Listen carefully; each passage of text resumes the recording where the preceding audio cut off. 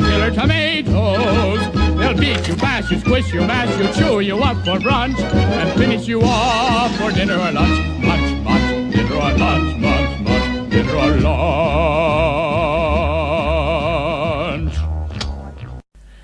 Hola a todos, bienvenidos a Filosofía Clase B, yo soy Oscar. Me dicen que no existen cavernas con petróleo. El petróleo se extrae de yacimientos de roca porosa donde está contenido el aceite. Pero bueno, básicamente la explicación de por qué aparenta regenerarse un yacimiento de petróleo básicamente es correcta. La idea de que el petróleo se regenera es un completo disparate, no tiene ninguna evidencia científica que lo respalde.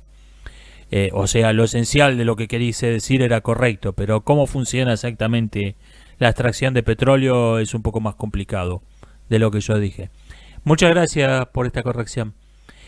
¿Es demasiado pedir un personaje femenino bien escrito en el cine de hoy? Sí, es demasiado pedir. O sea, no es que los personajes masculinos bien escritos abunden tampoco, pero por lo menos no hay una razón ideológica para escribirlo mal a propósito. Busque en YouTube cualquier video de cómo escribir un personaje femenino, cómo escribir un personaje femenino fuerte o algo por el estilo, y las listas de consejos parecen un video de Terrible Writing Advice, salvo que sin sarcasmo, te lo están diciendo en serio esos consejos de escritura terribles. Y vea cualquier película, cualquier serie de TV, cualquier cómic, cualquier libro de hoy, están aplicando esas reglas, están aplicando los consejos de Terrible Writing Advice sobre cómo escribir un personaje femenino fuerte. O sea, sí es demasiado pedir, o sea, no le pida peras al olmo. ¿La cultura woke está por desaparecer? No, esto es ilusión, esto es confundir el deseo con la realidad. El mundo occidental hoy está totalmente dominado mentalmente por un racimo de conceptos e ideas marxistas que se han convertido en una especie de sentido común apócrifo, han dominado las mentes como un troyano, como un virus informático para el cerebro, y esto va a durar. Eventualmente va a caer porque nada que no esté basado en la realidad se puede sostener indefinidamente, pero no en breve, y yo no sé si voy a vivir para verlo. El mundo occidental hoy está totalmente controlado por un pensamiento marxista. Esta es la realidad, y el mito de la mayoría silenciosa es desmentido en cada nueva elección que ocurre en un país occidental. No existe tal cosa. Hay, en toda cuestión donde haya un pensamiento antagónico, donde haya dos grupos de personas con ideas enfrentadas, se va a encontrar un discurso simétrico. Se va a encontrar con un discurso que dice, ellos son malos, nosotros somos buenos, ellos son tontos, nosotros somos inteligentes. Esta formación de dos tribus. Y sin embargo, hay algo que siempre rompe con esa simetría. Hay un grupo que se considera superior y que es considerado superior por el otro grupo, por la otra tribu, y otro grupo que se considera a sí mismo inferior y es considerado inferior por la otra tribu. Independientemente de lo que digan, hay un grupo que se considera superior y un grupo que se considera inferior. En la religión, los creyentes, específicamente los cristianos, se consideran superiores. En el mundo occidental hablo, no conozco muchas otras partes. Y los ateos se consideran a sí mismos inferiores. En las políticas identitarias raciales, los blancos se consideran superiores y los negros se consideran inferiores. En las políticas identitarias de sexo, los hombres se consideran superiores y las mujeres se consideran inferiores. Y en la política occidental de hoy, la izquierda se considera superior y la derecha se considera inferior. Y esta creencia es compartida tanto por la derecha como por la izquierda. La derecha se considera a sí mismo inferior y considera que la izquierda es superior. Y la izquierda piensa lo mismo. Se consideran a sí mismos superiores y consideran que la derecha es inferior. Y mientras esto no cambie, quien mande va a estar claro. No, porque esto es lo que rompe la simetría. Uno puede escuchar a dos adeptos a dos ideologías identitarias opuestas, digamos a una feminista y a un MGTOW, decirnos que vivimos en una sociedad patriarcal o vivimos en un matriarcado. Las dos cosas son igualmente falsas, pero hay una simetría, hay un discurso simétrico ahí. Sin embargo, hay algo que rompe la simetría en todo grupo antagónico, en todo tema donde haya dos tribus formadas, y esto se revela en el modo diferente y opuesto en que trata cada grupo a los mestizos y a los conversos. En el grupo que se considera superior, el mestizo es despreciado, en el caso de las ideologías identitarias raciales. El grupo que se considera superior desprecia a los mestizos, los considera contaminados, los considera sangre mezclada, los considera parcialmente, no tan inferiores como el inferior del todo, pero inferior. Y el converso es visto como bueno, este es un recién llegado. Nosotros estamos acá yo estoy acá desde que nací. El adepto vitalicio es considerado superior y el ver al converso lo ve desde arriba. En todas las religiones el converso hay términos peyorativos para referirse a los conversos. Y en el ateísmo no. El ateísmo está totalmente dominado por los marranos. En el ateísmo los marranos son dioses. Esto te muestra que el ateísmo es el grupo que se considera inferior. En el grupo inferior, el mestizo es visto, el converso y el mestizo son vistos como la élite. Y ellos se ven así. El converso entra por la alfombra roja y dicen: miren, esto es el reino de los ciegos y nosotros somos los tuertos, así que nosotros vamos a ser reyes. Y el grupo que se considera inferior les dice: sí, tienen razón, esto han sido, hasta la semana pasada eran miembros del grupo superior, desde luego que estos son seres superiores, son la élite y tienen que mandar. Bueno, en la política de hoy esto lo vemos esta es la actitud de la derecha.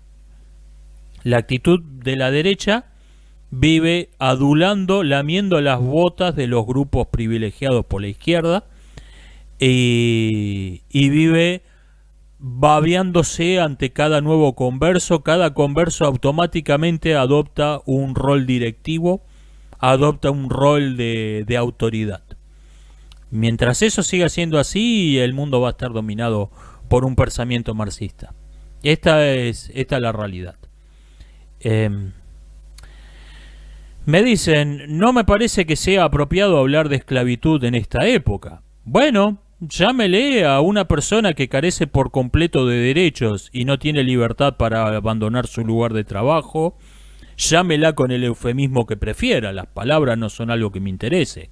Me interesa lo que significan las palabras. Ahora bien, use el eufemismo que prefiera. Eso no va a cambiar el hecho real, el hecho, no las palabras. Puede cambiar las palabras. No va a cambiar el hecho de que el paladín de la libertad de expresión, Elon Musk, le alquila esclavos al Partido Comunista Chino. El hecho va a seguir siendo igual. Llámelo como usted prefiera, me tiene sin cuidado. Me dicen: la existencia de un multiverso ¿no invalidaría que el universo no puede ser infinitamente antiguo? Para empezar, el multiverso es una hipótesis. No es algo que esté demostrado de ningún modo, y no está muy claro si es demostrable siquiera, y por lo tanto si es realmente una hipótesis científica. Esto no está, ni siquiera está claro si hay algún modo de demostrar lo que el universo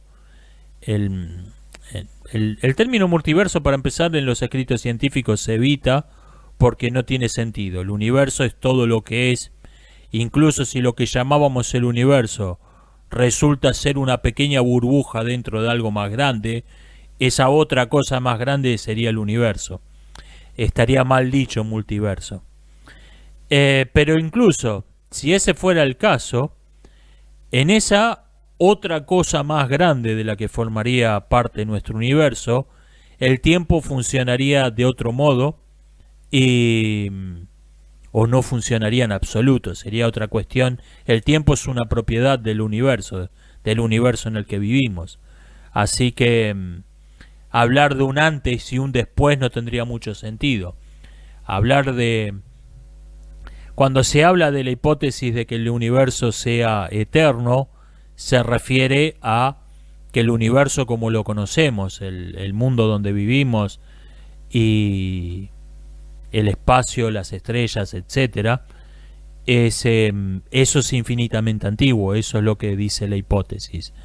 Yo creo que hay, yo y cualquier persona bien informada hoy, yo creo que hay razones empíricas de mucho peso para creer que no es el caso, que el universo de hecho tiene un origen en el tiempo hace algo menos de 14.000 millones de años.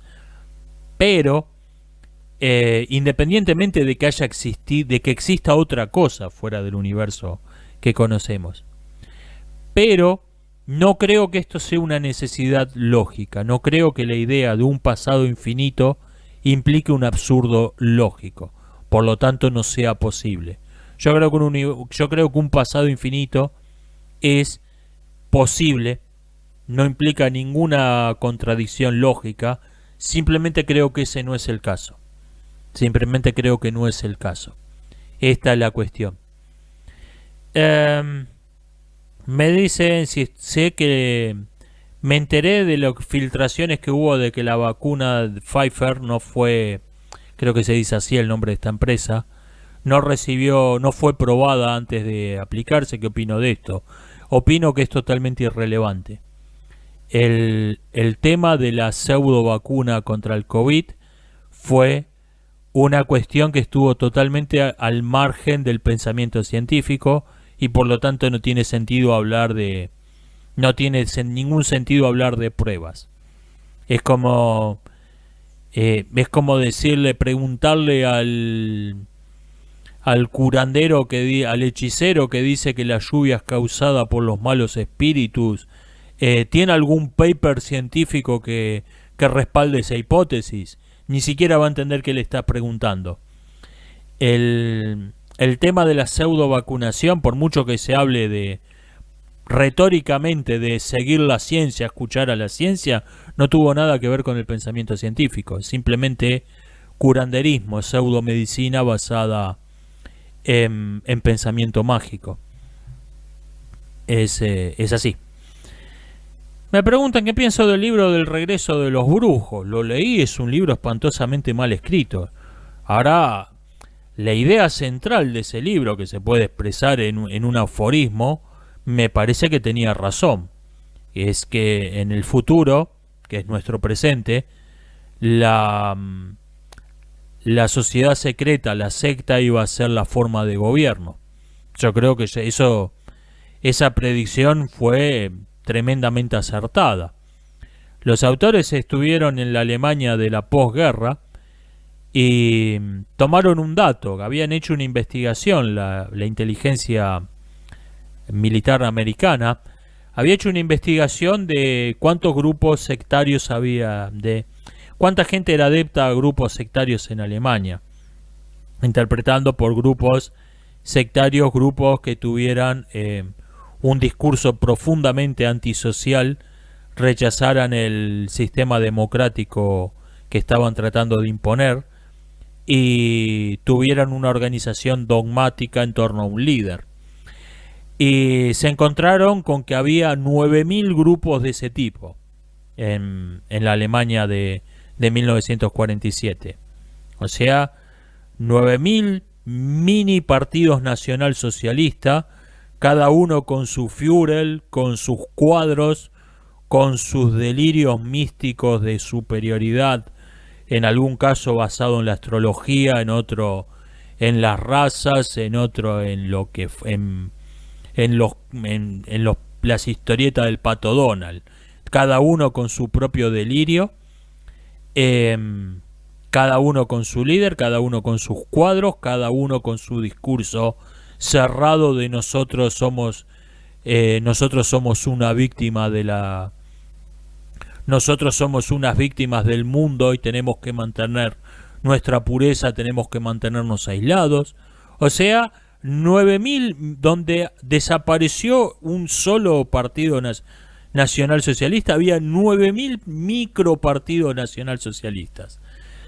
Y si lo sumabas, tenían más o menos la misma cantidad de adeptos. Y lo que decían los autores del Regreso de los Brujos, de bueno, esta es la forma de gobierno, esta es la forma de gobierno del futuro, esto es lo que va a venir. Van a venir grupos totalitarios, pero muy pequeños, muy reducidos, cada uno con una doctrina, cada uno con un líder mesiánico, con una doctrina interna secreta y con una doctrina de propaganda para el público. Y estos grupos van a integrar alguna clase de consejo, de asamblea general que los coordine. Me parece que no le erraron demasiado. Me parece que no le erraron por mucho. Pero repito, es un libro espantosamente mal escrito, más allá de que la tesis central resultó ser bastante acertada. Es un libro espantosamente mal escrito, se me volvió... lo leí en tiempos donde tenía más paciencia, hoy no lo podría soportar ese libro. ¿Cómo saber si uno es un fracasado? Yo no usaría esta palabra. Yo no usaría esta palabra, eso lo usé en un contexto, estaba tratando de ser intencionalmente ofensivo. Lo que sí creo es, yo no creo en la perseverancia, en la perseverancia de los videos motivacionales. Sí, tú puedes, tienes que esforzarte y perseguir tu sueño. No, a uno, llegado el caso, cuando le ha invertido cierta cantidad de horas hombres a un proyecto cualquiera y ve que sus logros han sido extremadamente modestos, tiene que plantearse o esto no es lo mío, o esto no es lo mío, o esto me gusta pero lo voy a dejar como un pasatiempo. No voy a poner demasiado empeño, demasiado peso emocional en algo para lo que me he dado cuenta que no soy particularmente talentoso. Por ejemplo, la cantidad de horas hombres que le he metido yo al ajedrez, mínimo tendría que ser maestro FIDE yo ahora. Y en algún punto me dije, ok, no soy un ajedrecista demasiado bueno, pero me gusta, así que lo conservé como un pasatiempo. Y me parece que eso es algo que uno tiene que hacer en algún momento, tiene que hacerlo con más, no en algún momento, lo tiene que hacer varias veces. Uno no puede pasarse la vida persiguiendo sueños que nunca va a alcanzar. Esa mentalidad es la que te lleva a America Got Talent. Fíjate quiénes son, dónde terminaron la gente que predica eso, y te vas a dar cuenta que no es una filosofía muy razonable. El perseguir tus sueños, el perseverar, el nunca rendirte. No. Cuando perdiste tenés que rendirte. Cuando estás derrotado tenés que rendirte. Eso es actuar. Esto no es ser pesimista, depresivo, es actuar racionalmente. Uno tiene una cantidad de horas hombres limitada en su vida, somos mortales. Y cuando Cuando te das cuenta que algo no está rindiendo frutos, bueno, hay que probar otra cosa. Esto creo que tiene más sentido, ¿no? Preguntarse, soy un fracasado.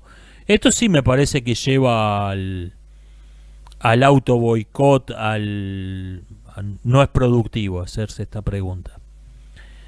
Pero decir, bueno, con la cantidad de horas hombres que le he dedicado a la música, a lo que sea, a aprender dibujo, a lo que sea, a jugar al ajedrez, ya tendría que ser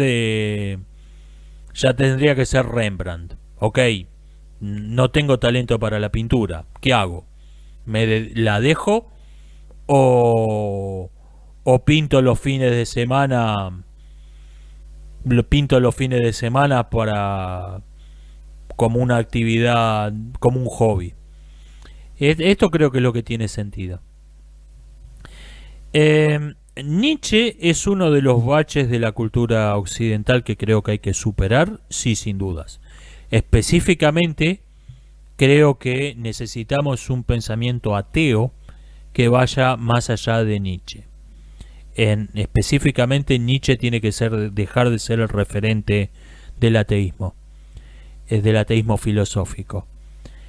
Hay una cierta ambigüedad en el término ateo, en esa A que expresa una negación. Cuando yo digo que un café descafeinado no tiene cafeína, y cuando yo digo que una pera no tiene cafeína, estoy diciendo dos cosas distintas. En un caso, quiero decir, cuando decir que el café descafeinado no tiene cafeína, lo que estoy diciendo es que el café por naturaleza tiene cafeína, pero ha sido desnaturalizado, le ha sido quitada la cafeína. Cuando digo que la pera no tiene cafeína, lo que quiero decir es que la naturaleza de la pera es así. La pera naturalmente no tiene cafeína. Bueno, yo creo que autores como Nietzsche y otros, pero sobre todo Nietzsche, han establecido un pensamiento desdiosado. O sea, un pensamiento que es como el café descafeinado. Un ateísmo que es análogo al café descafeinado. Es un pensamiento construido sobre la idea, sobre una visión de la realidad teísta, de la cual se extrajo a Dios.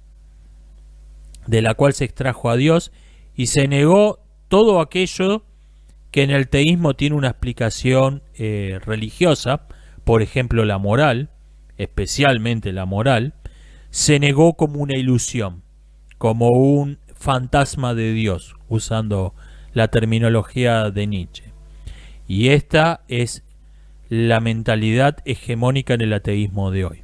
Incluso en gente que por ahí no ha leído ni sospecha a Nietzsche, pero son nietzscheanos en eso.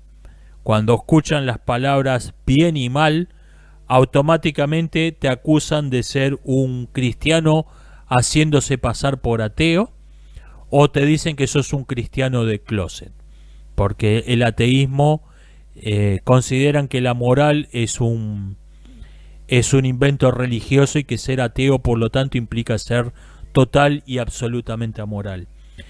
Ese pensamiento tiene que ser superado.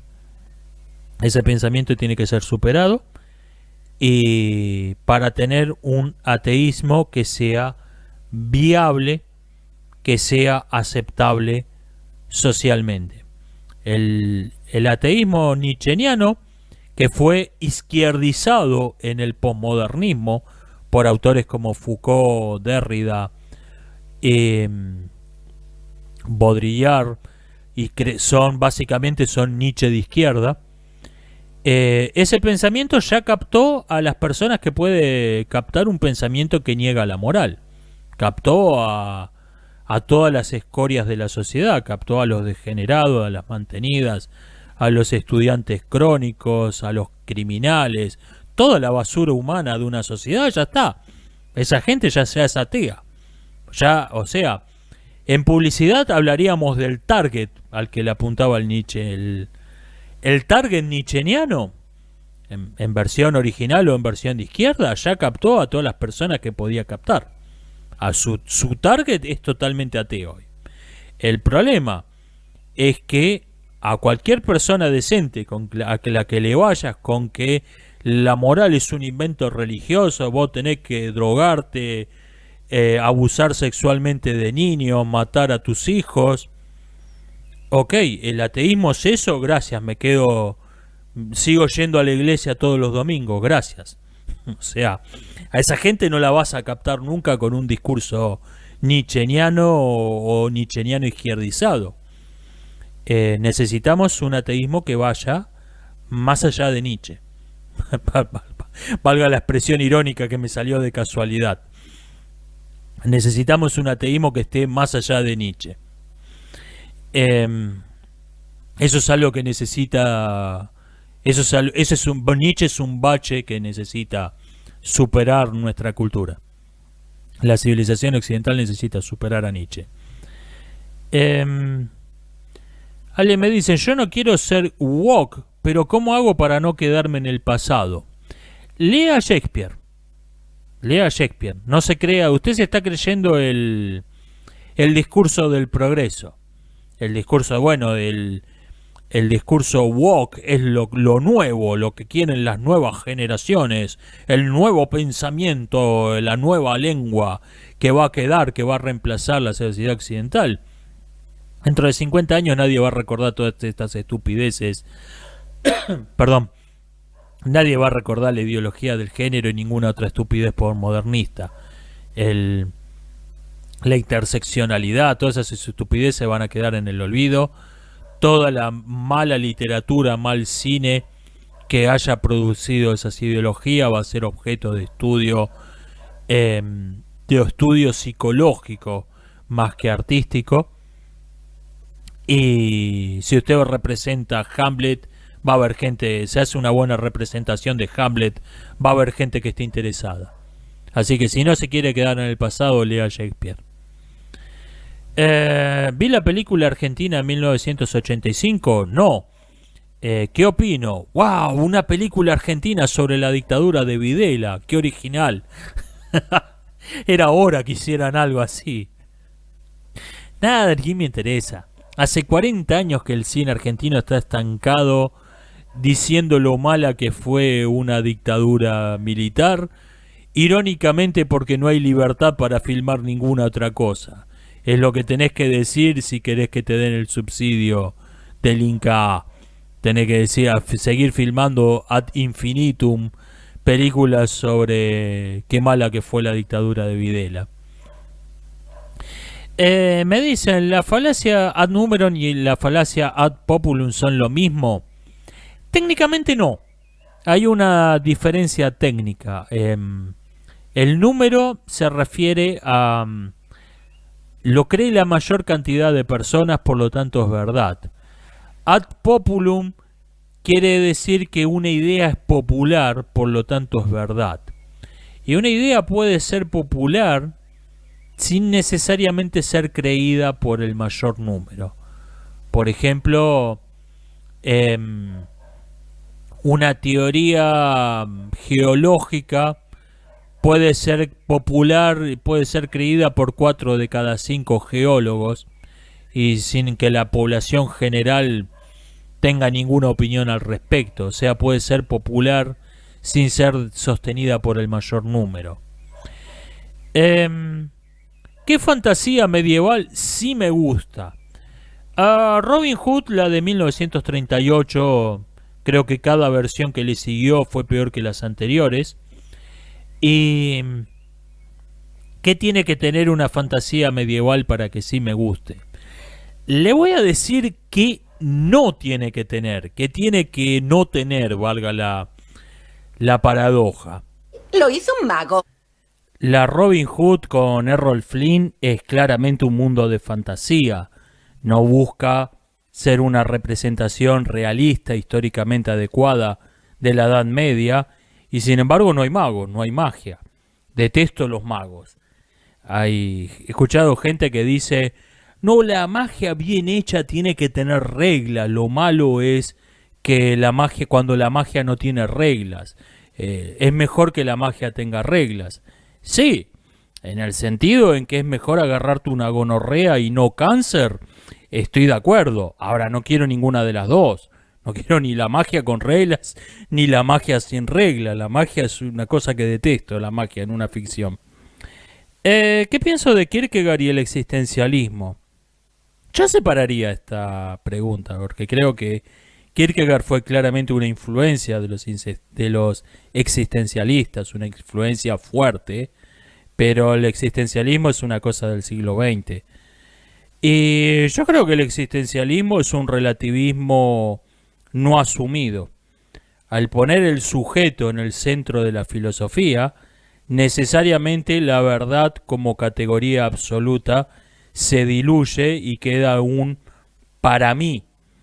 Por eso la mayoría de los existencialistas, más tarde o más temprano, abandonó el ensayo, donde lo blanco es blanco, lo negro es negro, y se usa una terminología rigurosa y una lógica matemática, y se pasó a la novela, donde lo blanco puede ser negro y podés tener ideas contradictorias siempre y cuando las defiendan distintos personajes, o incluso un mismo personaje puede tener ideas contradictorias. O sea, el existencialismo terminó siendo un género literario, no, que me parece que es donde pertenece.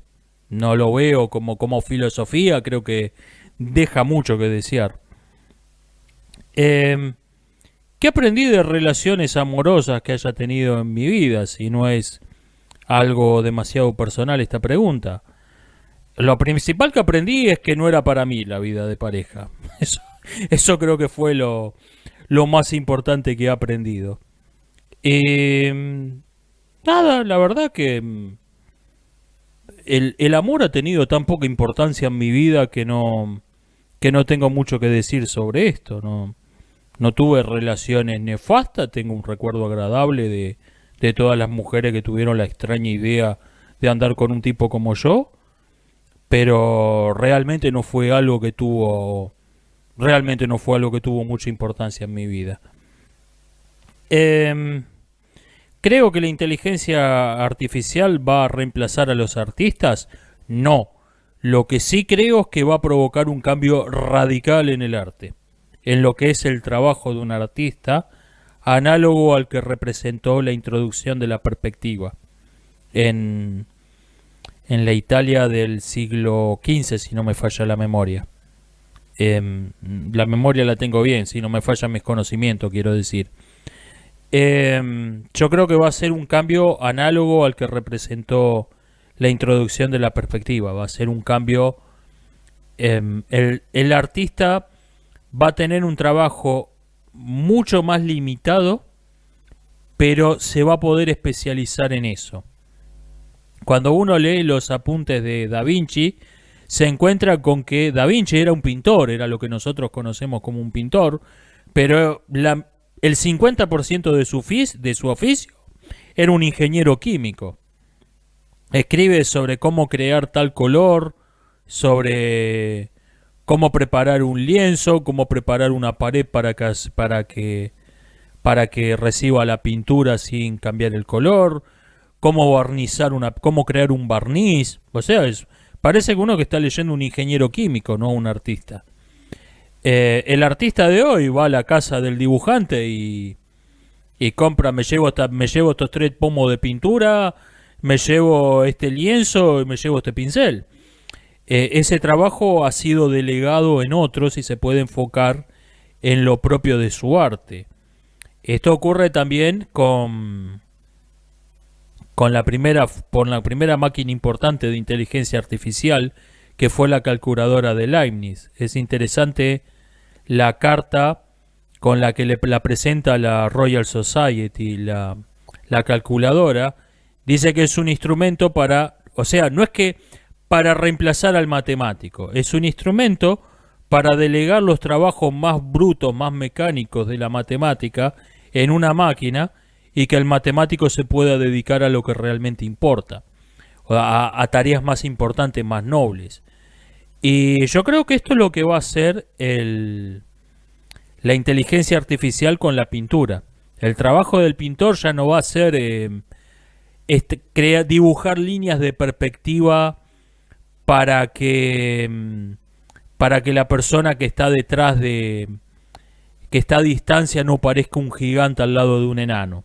De eso creo que ese trabajo mecánico va a ser delegado en una máquina.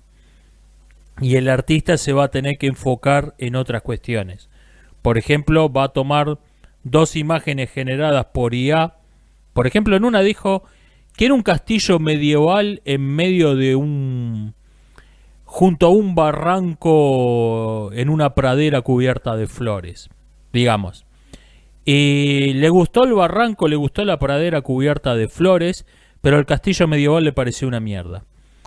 Y genera otra imagen donde dice que era una guerrera de fantasía con una armadura de caballero templario. Y dibuja, le gusta la guerrera con la guerrera de fantasía, pero no le gusta el fondo. Entonces el artista agarra, corta la guerrera y corta la guerrera de una imagen y la pone tapando el castillo cutre de la otra, pero con el fondo que sí le había gustado.